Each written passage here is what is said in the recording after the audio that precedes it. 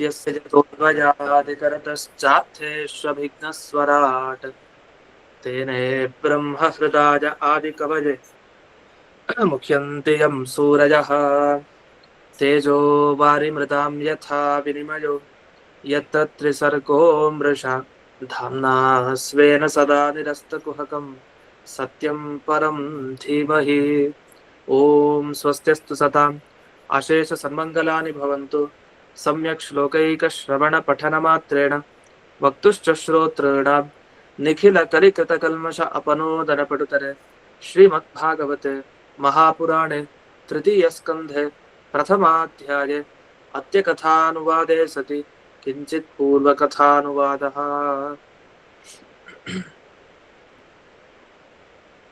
ಇದುವರೆಗೆ ಭಗವಂತನ ಅವತಾರ ಯಾಕೆ, ಏನ್ ಪ್ರಯೋಜನ ಅಂತ ಪ್ರಶ್ನೆ ಬಂದಿತ್ತು. ಅದಕ್ಕೆ ಉತ್ತರ ಇಷ್ಟೇ: ದುಷ್ಟರ ಸಂಹಾರ ಆಗೋದೇ ಮುಖ್ಯ ಪ್ರಯೋಜನ, ಭೂಭಾರ ಹರಣ ಅನ್ನೋದೇ ದೊಡ್ಡ ಪ್ರಯೋಜನ. ಅದನ್ನು ಹೇಳಲಿಕ್ಕೆ ಅಂತ ಶ್ಲೋಕವನ್ನ ಪ್ರಾರಂಭ ಮಾಡಿದ್ದಾರೆ. 44ನೇ ಶ್ಲೋಕ. ಅಜಸ್ಯ ಜನ್ಮೋತ್ಪಥನಾಶನಾಯ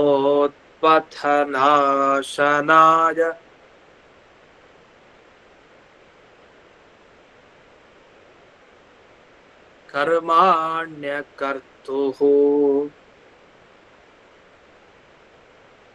ಗ್ರಹಣಾಯ ಪುಂಸಾಂ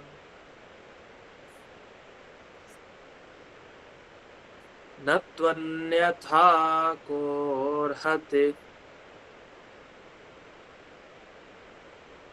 ದೇಹಯೋಗಂ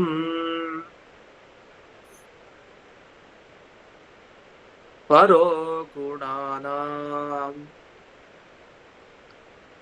ಉತ ಕರ್ಮತಂತ್ರಂ. ಅಜಸ್ಯ ಜನ್ಮ ಅಂತ ಎರಡು ಶಬ್ದ ವಿರುದ್ಧ. ಅಜ ಅಂದ್ರೆ ಹುಟ್ಟಿಲ್ಲ, ಜನ್ಮ ಅಂದ್ರೆ ಹುಟ್ಟಿರೋರು ಅಂತ ಅರ್ಥ. ಇದು ಹೇಗ್ ಸಾಧ್ಯ ಅಂದ್ರೆ, ಅವನಿಗೆ ಹುಟ್ಟು ಅಂತಂದ್ರೆ ಅದು ಪ್ರಾದುರ್ಭಾವ ಅಷ್ಟೇ, ಹೊರಗ್ ಬರೋದಷ್ಟೇ, ನಿಜವಾಗಿ ಅವನಿಗೆ ಹುಟ್ಟಿಲ್ಲ. ಇನ್ನು ಅವನು ಹುಟ್ಟಿದ್ದು ಒಂದೇ ನಾಶನಾಯ, ನಾಶ ಮಾಡ್ಲಿಕ್ಕೋಸ್ಕರನೇ ಹುಟ್ಟಿದ್ದು. ಯಾರನ್ನ? ಉತ್ಪಥ, ಯಾರು ದಾರಿಲಿಲ್ಲ, ಕೆಟ್ಟ ದಾರಿಲಿದ್ದಾರೆ, ದಾರಿ ಮೀರಿ ಹೋಗಿದ್ದಾರೆ ಅಂಥವ್ರು, ಅಂದ್ರೆ ಕಂಸಾದಿ ದೈತ್ಯರ ಸಂಹಾರಕ್ಕೆ ಅಂತ ಅರ್ಥ. ಇನ್ನು ಇನ್ನೊಂದು ಪ್ರಯೋಜನನೂ ಇದೆ. ಏನು? ಸೃಷ್ಟಿ ಮಾಡುದು. ಆದ್ರೆ ಅವನಿಗೆ ಆ ಸೃಷ್ಟಿಯಿಂದ ಏನೋ ಪ್ರಯೋಜನ ಇಲ್ಲ. ಕರ್ಮಾಣ್ಯಕರ್ತು ಅಂತ ಹೇಳ್ತಾರೆ. ಅವನು ಅಕರ್ತು ಅಂತೆ, ಅಂದ್ರೆ ಕರ್ತೃ ಅಲ್ಲ, ಅದು ಕರ್ಮ ಮಾಡ್ತಾನಂತೆ. ಇದು ಹೇಗ್ ಸಾಧ್ಯ? ಕರ್ಮ ಮಾಡಲ್ಲ, ಆದ್ರೆ ಕರ್ತೃ ಹೇಗಾಗ್ತಾನೆ? ಅವ್ನು ಕೆಲಸ ಮಾಡಿದ್ರೆ ಅವನನ್ನ ಕರ್ತೃ ಅಂತ ಕರೀತಾನೆ. ಓದ್ತಾನೆ ಅಂದ್ರೆ ಓದೋದಕ್ಕೆ ಅವನು ಕರ್ತ, ತಿಂತಾನೆ ಅಂದ್ರೆ ತಿನ್ನೋದಕ್ಕೆ ಅವನು ಕರ್ತ ಅಂತ ಕರ್ತ ಅನ್ನೋ ಶಬ್ದವನ್ನ ಹೀಗೆಲ್ಲ ಬಳಸ್ತೀವಿ. ಆದ್ರೆ ಅಕರ್ತು ಕರ್ಮಾಣಿ ಇದು ಹೇಗ್ ಸಾಧ್ಯ ಅಂದ್ರೆ, ಪ್ರಯೋಜನ ಇಲ್ಲದೆ ಮಾಡೋದ್ರಿಂದ ಅವ್ನು ಮಾಡಿದ್ರು ಮಾಡದೇ ಇರೋ ಥರನೇ ಲೆಕ್ಕ. ಕೆಲವರು ದಾನ ಮಾಡ್ತಾರೆ, ಅದ್ರ ದೃಷ್ಟಿ ಏನು? ಇನ್ನೊಬ್ರು ಒಳ್ಳೇದಾಗ್ಲಿ ಅಂತ, ತಮ್ಮ ಕೀರ್ತಿ ಬರ್ಲಿ ಅಂತ ಆಗ್ಲಿ, ಇನ್ನೊಂದು ಯಾವ್ದೋ ಪ್ರಯೋಜನ ಇಲ್ಲ. ಅದನ್ನ ಮಾಡಿದ್ರು ಮಾಡದೇ ಇರೋ ಥರನೇ ಲೆಕ್ಕ. ಯಾಕೆ? ಯಾವುದೇ ಒಂದು ಫಲಾಪೇಕ್ಷೆ ಇಲ್ಲ. ಅಂದ್ರೆ ತುಂಬಾ ಉತ್ತಮ ನಿಷ್ಕಾಮ ಕರ್ಮ ಆಯ್ತು ಅಂತ. ಹಾಗಂತ ಹೇಳಿ ಮಾಡಿದ್ರು ಮಾಡದೇ ಇರೋ ಥರ ಆಗ್ಬಿಡ್ತು ಅಂದ್ರೆ ಮತ್ ದಾನ ಕೊಟ್ಟು ಏನು ವ್ಯರ್ಥ ಅಲ್ವಾ ಅಂತ ಆಗ್ಬಿಡತ್ತೆ. ಹಾಗಲ್ಲ, ಫಲ ಸಿಗೋದ್ ಸಿಕ್ಕೇ ಸಿಗತ್ತೆ, ಆದ್ರೆ ಸಂಕಲ್ಪದಲ್ಲಿ ನಿಷ್ಕಾಮತೆ ಇರುತ್ತೆ. ಏನೋ ಕೂಡ ಈ ಫಲ ಬೇಕು ಅಂತ ಇರಲ್ಲ, ಕಾಮನೆ ಅಷ್ಟೇ. ಈ ರೀತಿ ಕರ್ಮಾಣ್ಯಕರ್ತು, ಭಗವಂತನ ಸೃಷ್ಟಿ ಎಲ್ಲ ಹೀಗೆ. ಸರಿ, ಹಾಗಾದ್ರೆ ಯಾಕೆ ಅವನು ಅವತಾರ ಎತ್ತಿದ್ದು ಅಂದ್ರೆ ಅದಕ್ಕೆ ಕಾರಣ ಕೊಟ್ಟಿದ್ರು. ಪುಂಸಾಂ ಗ್ರಹಣಾಯ, ಯಾರ್ಯಾರು ಸಾತ್ವಿಕರಿದ್ದಾರೆ ಅವರೆಲ್ಲ ಶ್ರವಣ ಮನನ ಧ್ಯಾನ ಎಲ್ಲ ಮಾಡ್ಲಿ ಅಂತ ಹೇಳಿ ಭಗವಂತ ಇಷ್ಟೊಂದು ಅವತಾರವನ್ನ ಎತ್ತಿದ್ದಷ್ಟೇ. ಅವನಿಗೆ ಎಂದಿಗೂ ಈ ಪ್ರಾಕೃತ ದೇಹದ ಸಂಬಂಧ ಇಲ್ಲ, ಗುಣಗಳ ಸಂಬಂಧ ಇಲ್ಲ. ಆದ್ರಿಂದ ಯಾವುದೇ ಪ್ರಾರಬ್ಧ ಕರ್ಮಕ್ಕನುಗುಣವಾಗಿ ಕರ್ಮತಂತ್ರ, ಪ್ರಾರಬ್ಧ ಕರ್ಮಕ್ಕನುಗುಣವಾಗಿ ಅವನಿಗೆ ಯಾವುದೇ ಒಂದು ಮನುಷ್ಯ ದೇಹ ಆಗ್ಲಿ ದೇವತಾ ದೇಹ ಆಗ್ಲಿ ಅವನಿಗೆ ಬರೋದಿಲ್ಲ ಅಂತ ಇಷ್ಟು ಸರಳವಾದ ಅರ್ಥ. ಇಲ್ಲಿ ಕೆಲವರೆಲ್ಲ ಅರ್ಥ ಮಾಡಿದ್ದೇನು ಅಂದ್ರೆ, ಬೇರೆ ವ್ಯಾಖ್ಯಾನಕಾರರು ಅಪಾರ್ಥ ಮಾಡಿದ್ದಾರೆ. ಅಜಸ್ಯ ಜನ್ಮ ಅಂದ್ರೆ ದೇವರು ಕೂಡ ತಾನು ಇಚ್ಛೆ ಪಟ್ಟು ಜಡ ಶರೀರ ತಗೊಳ್ತಾನೆ ಅಂತ ಅರ್ಥ ಬರ್ದ್ಬಿಟ್ಟಿದೆ. ಯಾಕೆಂದ್ರೆ ಮನುಷ್ಯ ಲೋಕಕ್ಕೆ ಬಂದಾಗ ಮನುಷ್ಯ ದೇಹನೇ ಅದು ಜಡನೇ ಅಂತ ಒಪ್ತಾನೆ. ಅಲ್ಲ, ದೇವ್ರಿಗೆ ಯಾಕೆ ಜಡ ದೇಹ? ಅವ್ನು ಬಯಸಿ ತಗೊಂಡ. ನಾಟಕಕ್ಕೆ ಕೋಲ್ ಹಿಡ್ಕೊಂಡು ನಡಿಯಲ್ವಾ? ಶಕ್ತಿ ಇದ್ರೂ ಕೂಡ ನಡ್ಕೊಂಡು ಹೋಗ್ತಾರೆ ನಾಟಕಕ್ಕೆ. ನಾಟಕ ಮಾಡ್ಬೇಕಾದ್ರೂ ನಡ್ಕೊಂಡು ಹೋಗ್ತಾರೆ, ಸುಮ್ನೆ ಕೋಲನ್ನ ಇಟ್ಕೊಂಡು ಅಷ್ಟೇ. ಅದ್ರ ಶಕ್ತಿ ಇರತ್ತೆ, ಕೋಲ್ ಬಿಟ್ಟು ನಡಿಲಿಕ್ಕೆ ಬರುತ್ತೆ. ಆದ್ರೂ ಕಪಟತನ ತೋರಿಸ್ಲಿಕ್ಕೆ ಏನೇನೋ ಕಾರಣದಿಂದ. ಹಾಗೆ ದೇವ್ರು ತಾನು ಈ ಜಡವಾದ ಶರೀರವನ್ನ ಧಾರಣೆ ಮಾಡಿ ಈ ಲೋಕಕ್ಕೆ ಬರ್ತಾನೆ ಅಂತ ಕೆಲವರು ವ್ಯಾಖ್ಯಾನ ಮಾಡಿದ್ರು. ಇದು ತುಂಬಾ ತಪ್ಪು. ಕೆಲವ್ರೇನಂತಾರೆ, ವಿದುರರಿಗೆ ಜ್ಞಾನ ಇರ್ಲಿಲ್ಲ, ಅಜ್ಞಾನ ಇತ್ತು. ಅಜ್ಞಾನ ಇರೋದ್ರಿಂದಲೇ ಅವ್ರು ಏನ್ ಹೇಳ್ತಾರೆ ಅಂದ್ರೆ, ದೇವರು ತಾನು ದುಷ್ಟರನ್ನ ಕೊಲ್ಲಿಕ್ಕೆ, ಶಿಷ್ಟರನ್ನ ಕಾಪಾಡ್ಲಿಕ್ಕೆ ಕೆಲವು ಸಲಿ ಹೀಗೆಲ್ಲ ವಿರುದ್ಧವಾಗಿ ಹುಟ್ಟೋದು, ಕೆಲಸ ಮಾಡೋದು ಎಲ್ಲ ಮಾಡ್ತಾನೆ ಅಂತ ಬರೆದು ಬಿಟ್ರು. ತುಂಬಾ ತಪ್ಪು. ಇದರಿಂದ ಏನ್ ಗೊತ್ತಾಯ್ತು ಅಂದ್ರೆ, ವಿದುರರ್ಗ ಅಜ್ಞಾನ ಇದೆ ಅಂತ ಇವರೇ ಹೇಳ್ಬಿಟ್ಟು, ವ್ಯಾಖ್ಯಾನ ಬರೆದವ್ರೆ ಹೇಳ್ಬಿಟ್ಟು ವಿದುರರ್ಗ ಅಜ್ಞಾನ ಇದೆ ಅಂತ. ಇದಿನ್ನೂ ಎಡವಟ್ಟಾಯ್ತು. ಅದನ್ನ ಮುಂದುವರಿಸ್ತಾ ಏನ್ ಹೇಳ್ತಾರೆ ಅಂದ್ರೆ, ಈಗ ಒಂದು ಶರೀರವನ್ನು ಅವನೇ ತಾನೇ ಇಚ್ಛೆ ಪಟ್ಟು ಮಾಡಿದ್ದಂತೆ, ಅದು ಜಡ ಶರೀರನೇ. ಆ ಜಡಿ ಶರೀರದ ಒಳಗಡೆ ಹೋಗಿ ಸೇರ್ಕೊಳ್ತಾನೆ ದೇವ್ರು. ಹೇಗೆ ಅಂದ್ರೆ, ಕಟ್ಟಿಗೆ ಒಳಗಡೆ ಬೆಂಕಿ ಇರುತ್ತಲ್ಲ, ಆ ತರ ಹೋಗಿ ಸೇರ್ಕೊಳ್ತಾನೆ. ವಸ್ತುತಃ ಕಟ್ಟಿಗೆನೂ ಒಂದ್ ದಿವ್ಸ ಹೋಗುತ್ತೆ, ಅಗ್ನಿನೂ ಒಂದ್ ದಿವ್ಸ ಹೋಗುತ್ತೆ. ಹಾಗೆ ದೇವರ ಶರೀರವೂ ಒಂದು ದಿವ್ಸ ಹೋಗುತ್ತೆ. ಅದರಲ್ಲಿ ಅವನ ಆವಿರ್ಭಾವ, ಅವನು ಹೊರಗಡೆ ಹೋಗಿ ಸೇರ್ಕೊಂಡನ, ಅದು ಒಂದ್ ದಿವ್ಸ ಹೋಗುತ್ತೆ. ಹೀಗೆಲ್ಲ ಅರ್ಥವನ್ನ ಮಾಡಿದ್ವಿ. ಇದು ಇನ್ನೊಂದು ಮಾತು ಹೇಳ್ತಾರೆ, ದೇವರ ಶರೀರನೂ ಕೂಡ ಅದು ಅನಿತ್ಯ. ಶರೀರ ಹೋಗ್ಲಿ ಏನಾಗ್ಬೇಕು, ಆದ್ರೆ ಜೀವ ಇರುತ್ತಲ್ಲ ಒಳಗಡೆ, ಭಗವಂತ ಅನ್ನೋ ಜೀವ ಇದೆಯಲ್ಲ ಅದಿರುತ್ತೆ, ಅದ್ರ ಶರೀರ ಹೋಗುತ್ತೆ. ಈ ರೀತಿ ಏನೇನೋ ವ್ಯಾಖ್ಯಾನ ಮಾಡಿದ್ರು. ಅಷ್ಟೇ ಅಲ್ಲ, ವಿದುರರು ತಾವು ಕೃಷ್ಣನನ್ನು ಆವೇಶಾವತಾರ ಅಂತ ಒಪ್ಪಿಡ್ತಾರೆ. ಆವೇಶಾವತಾರ ಅಂದ್ರೆ ಬಲರಾಮಂತರ ಪೂರ್ತಿ ದೇವರಲ್ಲ, ಯಾವ್ದೋ ಬೇರೆ ಜೀವ, ಅವನ ದೇಹ, ಅಲ್ಲಿ ಒಳಗಡೆ ದೇವರು ಹೊಕ್ಕೊಡ್ತಾನೆ ಅಷ್ಟೇ. ಈ ರೀತಿ ವ್ಯಾಖ್ಯಾನ ಮಾಡಿದರೆ ಅದ್ರ ಯಾವುದು ಸರಿ ಇಲ್ಲ. ಸತ್ಯಾಂಶ ಏನು ಅಂತಂದ್ರೆ, ನದೇಹ ಯೋಗೋ ಹಿ ಜನಿಹಿ ವಿಷ್ಣೋರ್ ವ್ಯಕ್ತಿರ್ ಜನಿಸ್ಮೃತೆ ಅಂತ ಅಗ್ನಿ ಪುರಾಣದಲ್ಲಿ ಬಂದಂತೆ, ಭಗವಂತನ ಜನ್ಮ ಅಂದ್ರೆ ಅವನು ಅಭಿವ್ಯಕ್ತನಾಗೋದಷ್ಟೇ ಹೊರತು ಅವನಿಗೆ ಯಾವುದೋ ದೇಹ ಬರೋದು ಅದೆಲ್ಲ ಅಲ್ವೇ ಅಲ್ಲ. ಯಾಕಂದ್ರೆ ನಿತ್ಯ ಮುಕ್ತ ಅವನಿಗೆ ಮುಕ್ತಿ ಯಾವಾಗ್ಲೂ ಸಿದ್ಧ. ಅದರಿಂದ ಅವನಿಗೆ ಈ ದೇಹ ತಗೊಂಡು ಏನ್ ಮಾಡ್ಬೇಕಾಗಿದೆ, ಅದರಿಂದ ಯಾವುದೇ ಒಂದು ಉಪಯೋಗ ಇಲ್ಲ. ಏನಂದ್ರೆ, ಉತ್ಸೀದೇಯುರಿಮೇ ಲೋಕಾಹ ನ ಕುರ್ಯಾಂ ಕರ್ಮ ಚೇದಹಂ ಸಂಕರಸ್ಯ ಚಕರ್ತಾಸ್ಯ ಉಪಹನ್ಯಾಮಿ ಮಾ ಪ್ರಜಾಹ ಅಂತ ಭಗವದ್ಗೀತೆಯಲ್ಲಿ ಬಂದಿರೋ ತರ ಇಲ್ಲಿ ಟಿಪ್ಪಣಿಯಲ್ಲಿ ಆ ವಾಕ್ಯವನ್ನು ಉಲ್ಲೇಖ ಮಾಡ್ತಾರೆ, ಭಗವದ್ಗೀತೆ ಮಾತನ್ನ. ಈ ಲೋಕಕ್ಕೆಲ್ಲ ನಾಶ ಬಂದ್ಬಿಟ್ರೆ, ಎಲ್ಲ ಕೆಟ್ಟ ಮಾರ್ಗದಲ್ಲಿ ಹೋಗ್ಬಿಟ್ರೆ ಬೇಡ, ಹಾಳಾಗೋಗ್ಬಿಡ್ತಾರೆ ಜನರು, ಅವ್ರು ಉದ್ಧಾರ ಆಗ್ಬೇಕಲ್ಲ. ಹಾಗಾಗಿ ನಾನ್ ಕರ್ಮ ಮಾಡ್ತೀನಿ, ನಾನ್ ಮಾಡಿದ್ರೆ ಒಂದಿಷ್ಟು ಜನ ನೋಡಿ ಮಾಡ್ತಾರೆ ಅಂತ. ನಕುರ್ಯಾಂ ಕರ್ಮಚೇದಹಂ, ನಾನು ಒಂದ್ ವೇಳೆ ಕರ್ಮಾಚರಣೆ ಮಾಡದೇ ಇದ್ದಿದ್ರೆ ನನ್ನನ್ನು ನೋಡ್ಕೊಂಡು ಎಷ್ಟೋ ಜನ ಸಾತ್ವಿಕರೆಲ್ಲ ಹಾಳಾಗ್ಬಿಡ್ತಾ ಇದ್ರು, ಇಡೀ ಜಗತ್ತಿಗೆ ಕಂಟಕ ಬರ್ತಾ ಇತ್ತು.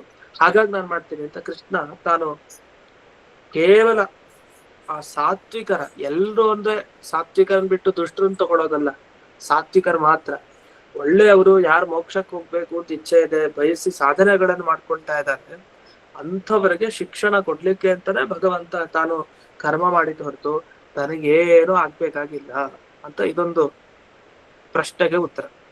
ಇನ್ನು ಭಗವಂತ ತಾನು ವಸ್ತುತಃ ಹುಟ್ಟಿಲ್ಲ ಅಂತಂದ್ರೆ, ದೇಹ ಬಂದ್ರೆ ಹುಟ್ಟಿದೆ, ದೇಹ ಇಲ್ಲದ್ರೆ ಹುಟ್ಟಿಲ್ಲ. ಹೇಗಂದ್ರೆ ಜೀವನಿಗೆ ಮನುಷ್ಯ ದೇಹ ಬಂದ್ರೆ ಹುಟ್ಟದ, ದೇಹ ಇಲ್ಲ ಅಂತಂದ್ರೆ ಹುಟ್ಟಿಲ್ಲ ಅಂತ ಯಾಕೆ ಹೇಳ್ಬಾರ್ದು ಅಂದ್ರೆ, ನೋಡಿ ದೇವರಿಗೂ ಜೀವನಿಗೂ ವ್ಯತ್ಯಾಸ ಇದೆ. 3 ಗುಣವನ್ನ ಮೀರಿ ನಿಂತವನು ದೇವರು, ಅದ 3 ಗುಣಗಳ ಒಳಗಡೆನೆ ಸಿಗಾಕೊಂಡು ಜೀವರು.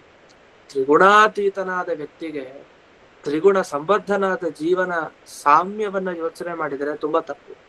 ಅದರ ತ್ರಿಗುಣಗಳನ್ನು ಮೀರಿದವನು ಯಾವತ್ತೂ ಇಂಥ ದೇಹವನ್ನ ಇಚ್ಛೆಯಿಂದ ತಗೊಳ್ಳೋದು ಅನ್ನೋದು ಇನ್ನೂ ಮೂರ್ಖತನ. ಯಾಕೆ, ಒಬ್ಬ ಪ್ರೇಕ್ಷಾವಂತ, ಅಂಥ ದೊಡ್ಡ ಜ್ಞಾನಿ ಬೇಕು ಅಂತ ಹಾವು ಕೈಯಲ್ಲಿ ಹೋಗಿ ಕಚ್ಚಿಸ್ಕೊಳ್ತಾನ, ಬೇಕು ಅಂತ ಯಾರು ಹಾಗೆ ಮಾಡ್ಕೊಳಲ್ಲ. ಯಾಕೆಂದ್ರೆ ಅದರಿಂದ ಹಾನಿನೇ ಜಾಸ್ತಿ, ಏನು ಉಪಕಾರ ಇಲ್ಲ. ಇದನ್ನೆಲ್ಲ ಸುಧಾ ಪಾಠದಲ್ಲಿ ನಾವು ಕೇಳಿದೀವಿ, ಅನೇಕ ಕಡೆ ಜಯತೀರ್ಥರು ಹಾಗೆ ವಿವರಣೆ ಮಾಡ್ತಾರೆ. ಈ ಒಬ್ಬ ಪ್ರೇಕ್ಷಾವಂತ ಆದ್ಮೇಲೆ ಭಗವಂತ ಎಂಥ ಪ್ರೇಕ್ಷಾವಂತ, ಎಂಥ ಬುದ್ಧಿವಂತ, ಅಂತ ಭಗವಂತ ಸುಮ್ನೆ ತಮಾಷೆಗೂ ಕೂಡ ಹಾಗೆ ಮಾಡ್ಕೊಳಲ್ಲ. ಮಾಮೂಲಿ ಜನರೇ ತಮಾಷೆಗೆ ಮಾಡಲ್ಲ, ಇನ್ನು ಭಗವಂತ ಅಂಥ ಬುದ್ಧಿವಂತನಾಗಿ ಯಾಕೆ ಹಾಕ್ಬೇಕು ಅಂತ ತನಗ್ ತಾನೇ ದುಃಖ ಮಾಡ್ಕೊಳ್ತಾರೆ. ಆ ರೀತಿ ಆದ್ರಿಂದ ಈ ಮನುಷ್ಯ ದೇಹವನ್ನ, ಜಡ ದೇಹವನ್ನ ತಾನು ಎಂದಿಗೂ ಕೂಡ ಧರಿಸ್ಕೊಳಲ್ಲ. ಆತ ದೇಹವನ್ನ ಇಟ್ಕೊಂಡ್ರು ಅವನಿಗೆ ಅದರಿಂದ ಏನಾಗಲ್ಲ, ಅದು ಬೇರೆ ವಿಷಯ. ಹಾಗಂತ ಹೇಳಿ ಆ ದೇಹವನ್ನು ಧರಿಸ್ತಾನೆ ಅಂತ ಹೇಳೋದು ತಪ್ಪು ಅಂತ. ಇಷ್ಟು ಹಿಂದಿನ ಶ್ಲೋಕದ ಅಭಿಪ್ರಾಯ. ಇನ್ನು ಕೊನೆ ಶ್ಲೋಕ, ಇಲ್ಲಿಗೆ 3ನೇ ಸ್ಕಂಧದ 1ನೇ ಅಧ್ಯಾಯ ಮುಕ್ತಾಯ ಆಗತ್ತೆ ಇವತ್ತು. 45ನೇ ಶ್ಲೋಕ. ತಸ್ಯ ಪ್ರಪನ್ನಾಖಿಲ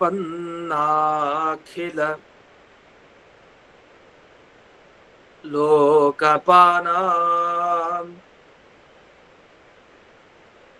ಅವಸ್ಥಿತಾನಾಂ ಅನುಶಾಸನೆ ಸ್ವೇ ಅರ್ಥಾಯ ಜಾತಸ್ಯ ಯದುಶ್ವಜಸ್ಯ ವಾರ್ತಾಂ ಸಖೇ ಕೀರ್ತಯತೀರ್ಥಕೀರ್ತೆ.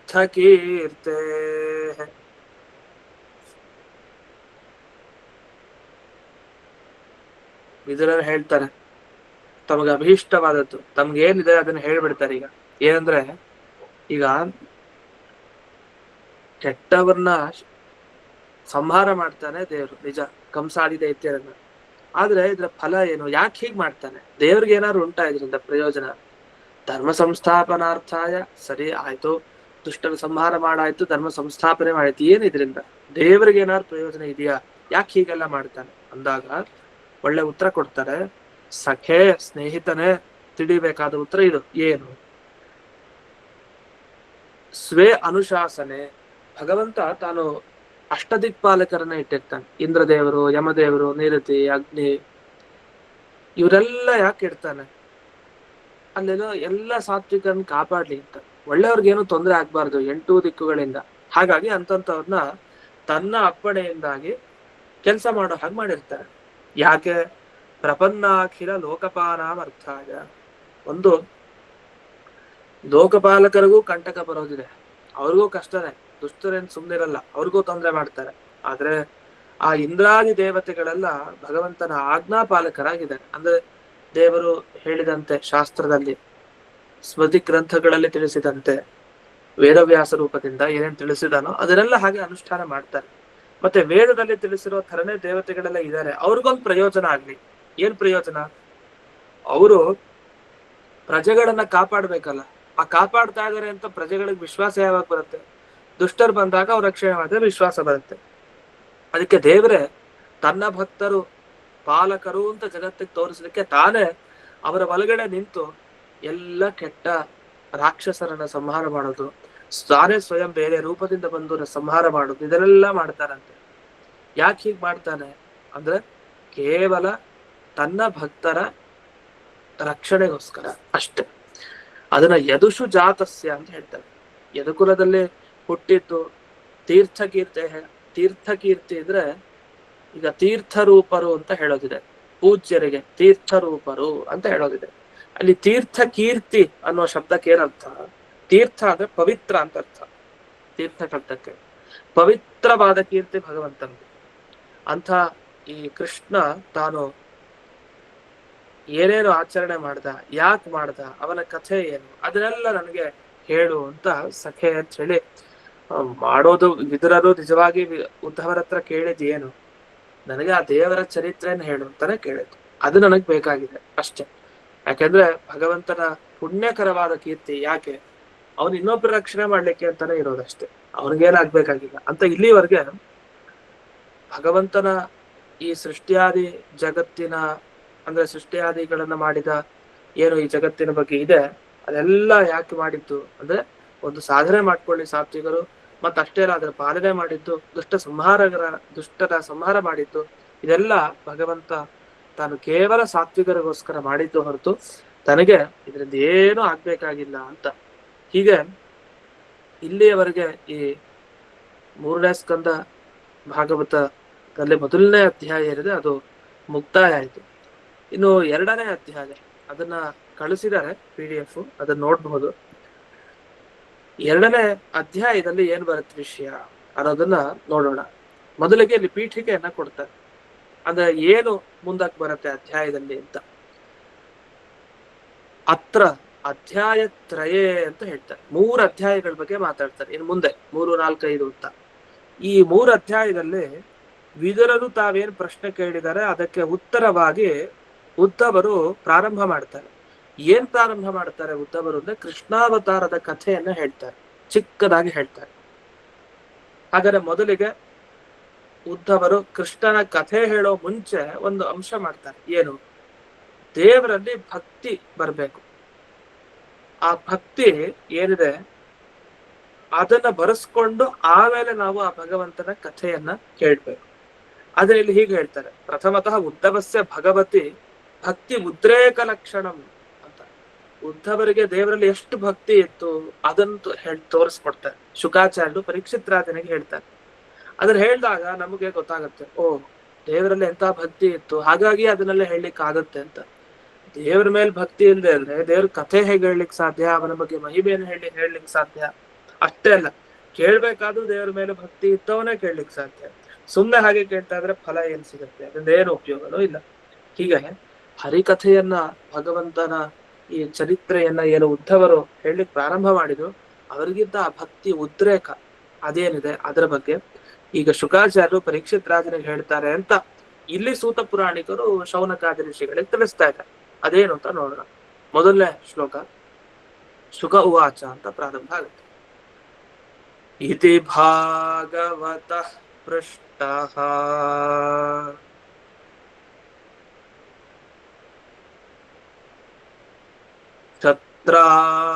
ಕ್ಷತ್ರಾವಾರ್ತಾಂ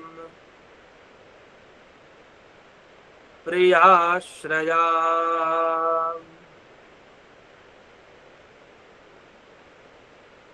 ಪ್ರತಿವಕ್ತುಂ ನ ಚೋತ್ಸೇಹೇ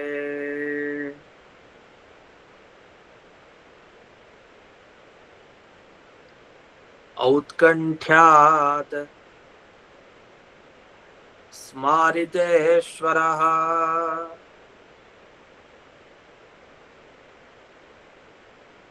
ವಿದುರರು ಕೇಳಿದ್ದೇನು?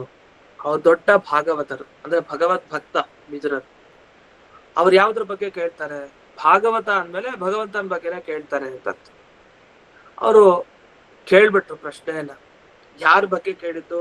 ಪ್ರಿಯಾಶ್ರಯಾಂ ವಾರ್ತಾ, ಜಗತ್ನಲ್ಲಿ ಏನೇನ್ ಇಷ್ಟ ಅಂತ ನಮಗಿದೆಯೋ ಅದೆಲ್ಲದಕ್ಕಿಂತಲೂ ಇಷ್ಟ ಅಂತ ಆಗ್ಬೇಕಾಗಿರೋ ಭಗವಂತ, ಅವನ ಬಗ್ಗೆ ಕಥೆ ಕೇಳಿದ್ರು. ನಾವ್ ಅನ್ಕೊಳ್ತೀವಿ ನಮಗೆ ಇಷ್ಟ ದೇವರು ಅಂತ ಸುಮ್ಮನೆ ಬಾಯಿನಲ್ಲಿ ಹೇಳ್ತಾ ಇರ್ತೀವಿ. ಅದ್ರ ಇರೋ ಇಷ್ಟ ಎಲ್ಲ ಬೇರೆ ಬೇರೆ ಕಡೆ ಅನೇಕ ವಸ್ತುಗಳಲ್ಲಿ ಇಷ್ಟ ಇರುತ್ತೆ. ಕನಿಷ್ಠ ಪಕ್ಷ ಕೊನೆಗೆಲ್ಲಿ ಇರುತ್ತೆ, ನಮ್ಮ ಮೇಲೆ ನಮ್ಗೆ ತುಂಬಾ ಇಷ್ಟ ಇರುತ್ತೆ, ನಮ್ಮನ್ನ ನಾವು ಯಾವತ್ತೂ ಬಿಟ್ಕೊಡಲ್ಲ. ಆದ್ರೆ ಅತ್ಯಂತ ಪ್ರಿಯ ವಸ್ತು ಅಂದ್ರೆ ನಮಗೆ ನಾವೇ ಅಂಥ ವಸ್ತುವನ್ನು ಮೀರಿಸಿ ಭಗವಂತನ ಬಗ್ಗೆ ಇಷ್ಟ ಪಡ್ಬೇಕಂತ. ವಸ್ತುತಃ ಪ್ರಿಯ ಆಶ್ರಯ ಅಂದ್ರೆ ನಮ್ಗೆ ಒಂದು ವಸ್ತು ತುಂಬಾ ಇಷ್ಟ ಆಗ್ತಾ ಇದೆ ಅಂದ್ರೆ ದೇವರ ಸನ್ನಿಧಾನ ಒಳಗಡೆ ಇದೆ ಅಂತ ಅರ್ಥ ಅಷ್ಟೇ. ಅದು ಇಂತಹ ಸಾತ್ವಿಕ ವಸ್ತುಗಳ ಇಷ್ಟತೆ, ಕೆಟ್ಟ ವಸ್ತುಗಳ ಬಗ್ಗೆ ಅಲ್ಲ. ಒಳ್ಳೆಯ ವಸ್ತುಗಳು ಇಷ್ಟ ಆಗ್ತಾ ಇದೆ ಅಂದ್ರೆ ದೇವರಿದ್ದಾನೆ, ಅದ್ರಿಂದ ಏನೋ ಪ್ರೇರಣೆ ಮಾಡಿ ಇಷ್ಟ ಆಗೋ ಹಾಗೆ ಮಾಡ್ತಾ ಇದ್ದಾನೆ ಅಂತ ಅರ್ಥ. ಅಂತ ಭಗವಂತನ ಕಥೆಯನ್ನ ಕೇಳ್ರಿ ಅಂತ ಹೇಳಿದಾಗ ಉದ್ಧವರು ಸುಮ್ಮನೆ ಶುರು ಮಾಡ್ಬಿಟ್ರ. ಈಗ ಒಬ್ಬ ಪ್ರವಚನ ಮಾಡಿ ಪಾಠ ಹೇಳಿ ಅಂತ ಕೇಳಿದ ಕೂಡ ಶುರು ಮಾಡ್ಬಿಡ ಧಡ್ ಅಂತ ಶುರು ಮಾಡ್ತಾರ. ಹೌದು ಮಾಡ್ತಾರೆ ಕೆಲವರು, ಆದ್ರೆ ಉದ್ಧವರು ಹಾಗಲ್ಲ. ಉದ್ಧವರ್ಗೇನಾಯ್ತು, ಕೇಳಿದವ್ರು ವಿದುರರು, ಹೇಳೋರು ಉದ್ಧವರು. ಅವರು ಯಾವಾಗ ದೇವ್ರ ಬಗ್ಗೆ ಹೇಳಿ ಅಂತ ಕೇಳಿದ್ರು ಒಂದ್ಸಲಿ ಮೈ ಮರೆತು ಹೋಗ್ಬಿಟ್ರಂತೆ ಉದ್ಧವರು. ಹೇಳ್ಬೇಕು ಅಂತಿದೆ, ಮನಸ್ಸು ಕರಗೋಯ್ತಂತೆ ಒಂದ್ ನಿಮಿಷ, ಕುತೂಹಲ ಇದೆ, ತುಂಬಾ ಉತ್ಸುಕ್ಕೆ ಹೇಳ್ಬೇಕು ಅಂತ. ಆದ್ರೆ ಆ ದೇವರ ಸ್ಮರಣೆ ಬಂತಂತೆ ತಕ್ಷಣ ಅವ್ರಿಗೆ. ವಿದುರರು ಕೇಳಿದ ಕೂಡಲೇ ಹೇಳಿ ಅಂದಾಗ ಆ ದೇವ್ರ ಬಗ್ಗೆ ಎಲ್ಲ ನೆನಪಾಗೋಯ್ತು. ಯಾವಾಗ ನೆನಪಾಗೋಯ್ತು ಆಗ ಗಂಟ್ಲು ಹೀಗೆ ಹಿಡ್ಕೊಳ್ತಂತೆ, ಅಂದ್ರೆ ಮುಳುಗೋಗ್ಬಿಟ್ರು ಒಂದ್ಸಲಿ. ಅಸಂಪ್ರಜ್ಞಾತ ಸಮಾಧಿ ಅಂತ ಹೇಳ್ತಾರೆ. ತಾವು ಹೇಗ್ ಧ್ಯಾನ ಮಾಡ್ತಾ ಇದ್ರು ಎಲ್ಲ ಮರೆತು ಮುಳುಗೋದಿದೆಯಲ್ಲ ಅದನ್ನ ಅಸಂಪ್ರಜ್ಞಾತ ಸಮಾಧಿ ಅಂತ. ಹೊರಗಿಂದೆಲ್ಲ ಏನು ಗೊತ್ತಿರಲ್ಲ, ಒಂದೇ ಕಡೆ ಮನಸ್ಸು ಮುಳುಗಿರುತ್ತೆ, ಅದನ್ನ ಅಸಂಪ್ರಜ್ಞಾತ ಸಮಾಧಿ ಅವಸ್ಥೆ ಅಂತ ಹೇಳ್ತಾರೆ. ಭಗವದ್ಗೀತೆಯಲ್ಲೂ ಕೂಡ ಬರುತ್ತೆ, ಸ್ಥಿತ ಪ್ರಜ್ಞಾ ಅಂತ ಬರುತ್ತೆ. ಅವನ ಸ್ಥಿತಿನೇ ಹಾಗೆ, ಯಾವಾಗಲೂ ಎಚ್ಚರದಲ್ಲಿರ್ತಾನೆ. ಎಲ್ಲಿ ದೇವರ ವಿಷಯದಲ್ಲಿ, ಹೊರಗಡೆ ವಿಷಯದಲ್ಲಿ ಎಚ್ಚರ ಇರಲ್ಲ, ಬೇಕಾಗಿಲ್ಲ ಅವನಿಗೆ. ಸಂಪ್ರಜ್ಞಾತ ಅಂದ್ರೆ ತುಂಬಾ ಎಚ್ಚರ ಇರೋದು, ಅಸಂಪ್ರಜ್ಞಾತ ಅಂದ್ರೆ ಎಚ್ಚರ ಇಲ್ಲದೆ ಇರೋದು. ಹೊರಗಿನ ವಸ್ತುವಿನಲ್ಲಿ ಎಚ್ಚರ ಇಲ್ಲದೆ ಸಮಾಧಿ, ಚೆನ್ನಾಗಿ ಸಮ್ಯಕ್ ಆಧಾನ, ಮನಸ್ಸನ್ನ ಒಂದ್ ಕಡೆ ಇಡೋದು, ಇದು ಅಸಂಪ್ರಜ್ಞಾತ ಸಮಾಧಿ ಅಂತ ಕರೀತಾರೆ. ಈ ಅಸಂಪ್ರಾಜ್ಞಾತ ಸಮಾಧಿಯಲ್ಲಿ ಅನೇಕ ಬಾರಿ ಇವರು ಉದ್ಧವರು ಭಗವಂತನನ್ನ ಕಣ್ಣಾರೆ ಕಂಡವರು. ದಿಢೀರಂತ ಇವ್ರು ಹೇಳಿದಾಗ ಅವ್ರು ಅಸಂಪ್ರಾಜ್ಞಾತ ಸಮಾಧಿಗೆ ಹೋಗ್ಬಿಡ್ತಾರೆ ತಕ್ಷಣ. ಆಗ ಏನ್ ಹೇಳ್ಬೇಕು ಇವ್ರಿಗೆ ಪ್ರತಿವಚನ ಅವ್ರಿಗೆ ಗೊತ್ತಾಗ್ತಾ ಇಲ್ಲ. ಅವ್ರು ಏನು ಹೇಳಲೇ ಇಲ್ವಂತೆ ಒಂದು ಕ್ಷಣ. ಅಂದ್ರೆ ಯಾರದಾರ ಬಗ್ಗೆ ನಮಗ್ ತುಂಬಾ ಬೇಕಾದವ್ರ ಬಗ್ಗೆ ಹೇಳ್ಬಿಟ್ಟಾಗ ಅವ್ರು ನಮ್ ಮುಂದೆ ಇರಲ್ಲ ಅಂತ ಇಟ್ಕೊಳ್ಳಿ. ಅವ್ರ ಬಗ್ಗೆ ನೆನಪಿಸ್ಕೊಂಡು ಹಾಗೆ ಒಂದ್ ಕ್ಷಣ ಮುಳುಗೋಗ್ಬಿಡ್ತಾರೆ. ಅವ್ರು ಮುಂದೆ ಏನ್ ಕೇಳ್ದ ಅವ್ನು ಉತ್ತರ ಹೇಳ್ಬೇಕಲ್ಲ, ಅದ್ರಿಂದ ಹೇಳೋದೇ ಇಲ್ಲ ಅಂತ ಆನಂದ ಭರಿತನಾಗ ಅಲ್ಲೇ ಮುಳುಗೇ ಹೋಗ್ಬಿಡ್ತಾರೆ. ಆ ತರ ಇಲ್ಲ ಆಯ್ತು. ದೇವರಲ್ಲಿ ಎಷ್ಟು ಮುಳುಗಿದ್ರು ಉದ್ಧವರು ಅಂದ್ರೆ, ವಿದುರರು ಕೇಳಿದ ಪ್ರಶ್ನೆಗೆ ಎಲ್ಲಾ ನೆನಪಾಗಿ ಮರ್ತೆ ಹೋಗ್ಬಿಟ್ಟು ಉತ್ತರ ಹೇಳಲಿಕ್ಕೆ ಸುಮ್ನಾಗ್ಬಿಟ್ಟು ಒಂದ್ ಕ್ಷಣ. ಆಮೇಲೆ ಹೇಳ್ತಾರೆ, ಇದು ಏಕಾಂತ ಭಕ್ತರ ಲಕ್ಷಣ, ಇದು ಒಳ್ಳೆ ಲಕ್ಷಣ ಅಂತ. ಒಂದ್ಸರಿ ಮುಳುಗೋಗ್ಬಿಟ್ಟು ಅಂದ್ರೆ ಒಳ್ಳೆ ಲಕ್ಷಣ ಇದು. ಅದ್ ಹೇಗೆ ಅಂದ್ರೆ ಅದಕ್ಕೆ 2ನೇ ಶ್ಲೋಕದಿಂದ ವಿವರಣೆ ಕೊಡ್ತಾರೆ, ಅದನ್ನ ನೋಡೋಣ. ಅಂದ್ರೆ ಉದ್ಧವರು ಎಂಥ ವ್ಯಕ್ತಿತ್ವವನ್ನ ಹೊಂದಿದ್ರು ಅಂತ. ಅಂದ್ರೆ ಬಹಳ ಆದರ್ಶಪ್ರಾಯ ವ್ಯಕ್ತಿತ್ವ ಉದ್ಧವರದು.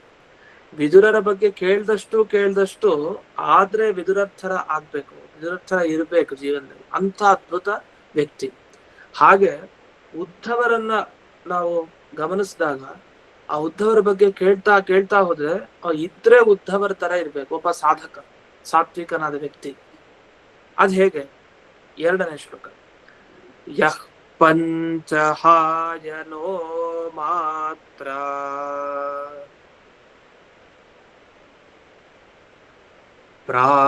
ಪ್ರಾತರಾಶಾಯ ಯಾಚಿತಃ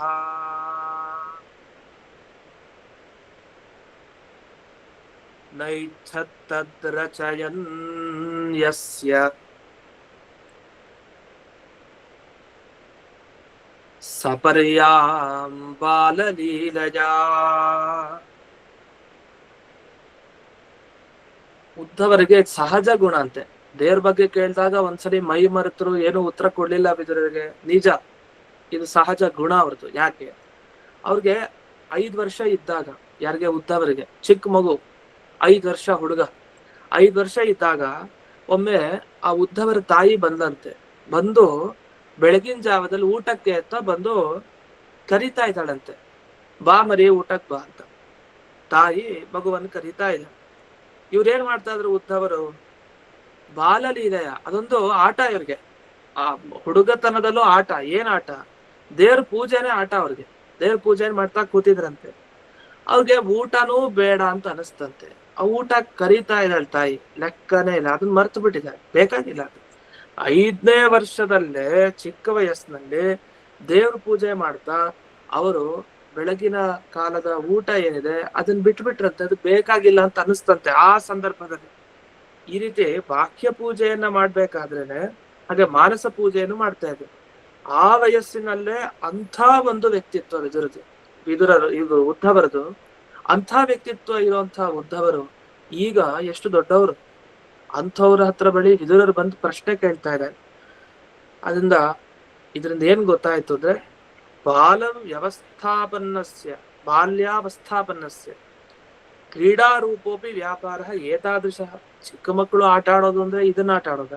ಇವರು ಹರಿಪೂಜೆನೇ ಒಂದು ಆಟ ಅಂತೆ, ಅಲ್ಲೂ ಮುಳುಗ್ಬಿಡೋದು, ಇನ್ನೇನು ನೆನಪೇ ಇಲ್ಲ, ಊಟನೂ ಬೇಡ ಯಾವ್ದು ಬೇಡ ಅಂತ. ಈ ತರ ಇದ್ರು ಯಾರೋ ಉದ್ಧವರು ಅಂದ್ಮೇಲೆ ಇನ್ನೇನ್ ಹೇಳ್ಬೇಕು. ಅದರಿಂದ ಇದು ಕೈಮುತ್ಯ ನ್ಯಾಯ. ಅಂದ್ರೆ ಇದ್ರ ಬಗ್ಗೆ ಏನ್ ಹೇಳ್ಬೇಕಾಗಿಲ್ಲ, ಮರೆಯೋದ್ ಸಹಜ. ಅವ್ರು ಒಂದ್ಸಲಿ ಎಲ್ಲವನ್ನು ಮರೆತು ದೇವರಲ್ಲಿ ಮುಳುಗೋದು ಇದು ಸಹಜ ಅವ್ರ ಗುಣ ಅಂತ ಇಷ್ಟು ಉದ್ಧವರ ವ್ಯಕ್ತಿತ್ವವನ್ನ ತಿಳಿಸ್ತಾ ಇದ್ದಾರೆ. ಇನ್ನು ಮುಂದೆ ಉದ್ಧವರು ಯಾಕೆ ಇನ್ನು ಹೇಳಲಿಕ್ಕೆ ಹೋಗ್ಲಿಲ್ಲ, ಒಂದು ಕ್ಷಣ ನಿಲ್ಲಿಸಿದ್ರು, ಅವ್ರಿಗೆ ಆಗ್ತಾ ಇಲ್ಲ ಯಾಕೆ ಅನ್ನೋದನ್ನೆಲ್ಲ ಮುಂದೆ ಚೆನ್ನಾಗಿ ಬಿಡಿಸ್ತಾ ಹೋಗ್ತಾರೆ. ಅದನ್ನ ಮುಂದಿನ ಪಾಠದಲ್ಲಿ ನೋಡೋಣ ಅಂತ ಹೇಳ್ತಾ ಇಂದಿನ ಪಾಠವನ್ನ ಅಸ್ಮದ್ ಗುರುವಂತರ್ಗತ ಧ್ಯಾಸತೀರ್ಥ ಗುರುವಂತರ್ಗತ ಭಾರತೀಯ ರಮಣ ಮುಖ್ಯ ಪ್ರಾಣಾಂತರ್ಗತ ಶ್ರೀಮನ್ಮೂಲ ಗೋಪಾಲಕೃಷ್ಣನಿಗೆ ಅರ್ಪಣೆ ಮಾಡ್ತಾರೆ. ಶ್ರೀಕೃಷ್ಣ ನಮಸ್ಕಾರ.